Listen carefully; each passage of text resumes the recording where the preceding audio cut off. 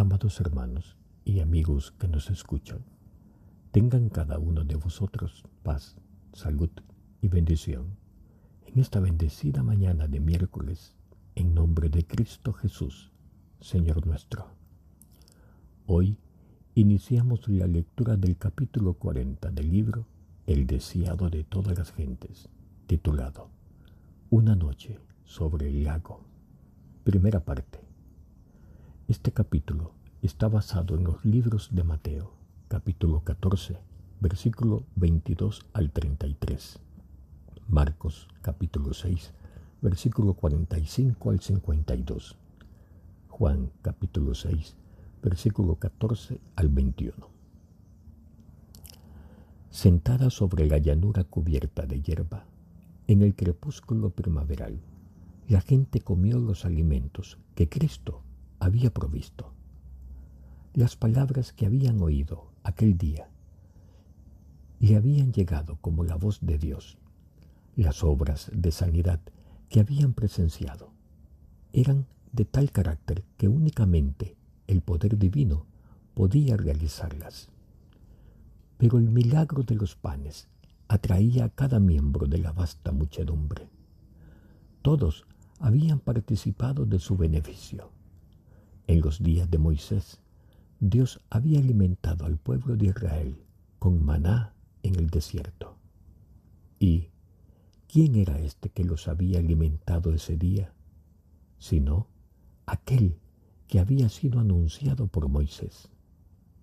Ningún poder humano podía crear de 5 panes de cebada y 2 pececillos bastantes comestibles para alimentar a miles de personas hambrientas.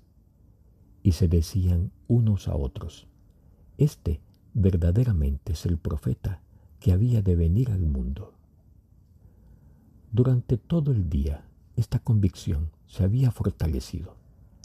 Ese acto culminante les aseguraba que entre ellos se encontraba el libertador que durante mucho tiempo habían esperado. Las esperanzas de la gente iban aumentando cada vez más. Él sería quien haría de Judea un paraíso terrenal, una tierra que fluyese leche y miel.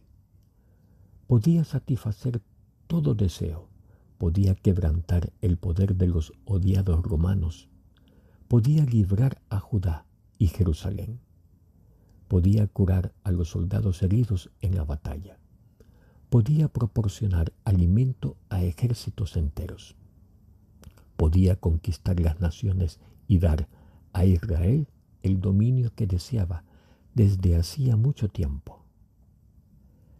En su entusiasmo, la gente estaba lista para coronarle al rey enseguida. Se veía que él no hacía ningún esfuerzo para llamar la atención a sí mismo, ni para atraerse honores. En esto era esencialmente diferente de los sacerdotes y los príncipes, y los representantes temían que nunca harían valer su derecho al trono de David. Consultando entre sí, convinieron en tomarle por la fuerza y proclamarle rey de Israel. Los discípulos se unieron a la muchedumbre para declarar que el trono de David era herencia legítima de su maestro.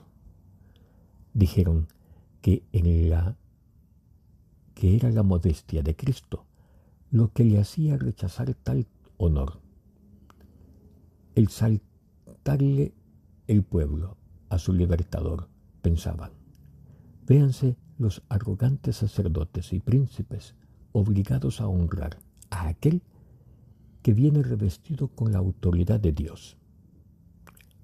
Con avidez decidieron llevar a cabo su propósito, pero Jesús vio lo que se estaba tramando y comprendió. Como no podían hacerlo ellos, ¿cuál sería el resultado de un movimiento tal? Los sacerdotes y príncipes estaban ya buscando su vida. Le acusaban de apartar a la gente de ellos. La violencia y la insurrección seguirían a un esfuerzo hecho para colocarle sobre el trono. Y la obra del reino espiritual quedaría estorbada. Sin demora, el movimiento debía ser detenido. Llamando a sus discípulos, Jesús les ordenó que tomasen el bote y volviesen enseguida a Capernaum, dejándole a él despedir a la gente. Nunca antes había parecido tan imposible cumplir una orden de Cristo. Los discípulos habían esperado durante largo tiempo un movimiento popular que pusiese a Jesús en el trono. No podían soportar el pensamiento de que todo ese entusiasmo fuera reducido a nada. Las multitudes que se estaban congregando para observar la Pascua anhelaban ver al nuevo profeta. Para sus seguidores, esta parecía la oportunidad brillante de establecer a su amado Maestro sobre el trono de Israel.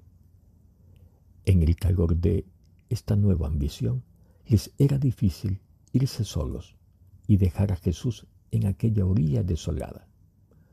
Protestaron contra tal disposición, pero Jesús les habló entonces con una autoridad que nunca había asumido para con ellos. Sabían que cualquier oposición posterior de su parte sería inútil, y en silencio se volvieron hacia el mar. Amados oyentes, mañana volveremos con la lectura de la segunda parte del capítulo Una noche sobre el lago.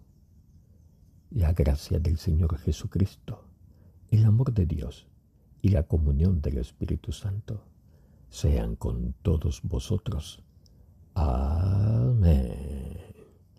Pero sobre todo, hermanos, conservad la fe, conservad la